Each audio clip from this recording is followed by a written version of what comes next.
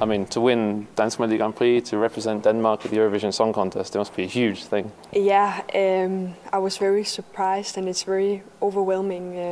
And I think in a couple of days I will probably understand it. But yeah, it's amazing. So what were your expectations ahead of this competition? I think the biggest dream was to be in Eurovision, and I was very surprised and shocked and happy and everything when they said my name and that I was in the final. So now that you've won, have you? I mean, obviously you still have to come to terms with your victory. But did you at any time before, or even now that you've won, think about what may happen in Malmö?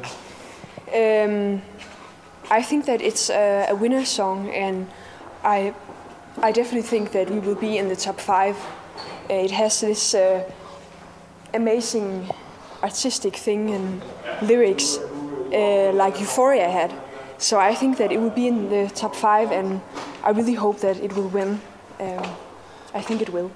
Have you followed any of the reactions abroad to your song? Because obviously from other countries, or yes, because lots of people follow the Danish final in other countries. Yes, I've read some. I tried not to read too much before the contest, not to get too nervous. But I read that a lot of people from all over Europe and the other countries really like this song.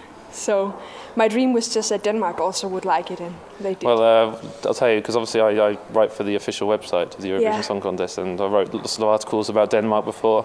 Yeah. We allow people to comment them, and almost every comment was saying only teardrops, only teardrops, really? only teardrops, only teardrops. Oh my God, that's amazing. Yeah, so it was it was different in Denmark, because obviously the expectation was tough competition, because Simone and Mohammed is really great singers and great dancers and have a lot of fans. So it was a surprise for me, since I'm totally unknown here in Denmark. But Lise is a great songwriter, and has won a couple of times. So. Yeah, she's a bit of a veteran, isn't she? Yeah, she really is. Yeah. So how do you get involved in this whole project? I mean, where did it all start for you? We had I had some friends in common with Anders from Good Songs, and he said to me, we have this song that we want to use for the Eurovision, and I listened to it, and I just fell in love with it immediately. It had this folk thing, and I said, yeah, but wouldn't it be cool if the lyrics was about peace and war, or something, hope, Europe needs hope. And then when I heard the song, the lyrics was about peace and war. So the song was written specifically for Eurovision, it felt like with that. The audience. Yeah. Oh, that's excellent. So Sweden, obviously that's where it's being hosted, and you've got family in Sweden? My father was Swedish, yes. So Sweden is like my second country and my second home, and I spent a lot of my childhood also in Stockholm and outside of Stockholm. And my brothers and sisters still live there, and so I'm looking so much forward to go to Malmö and.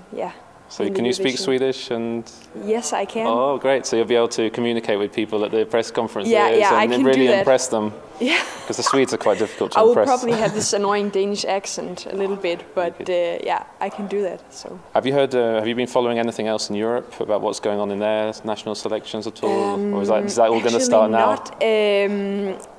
No, I've been so busy about this, so but I need to listen to the other songs also. I'm really looking forward to that.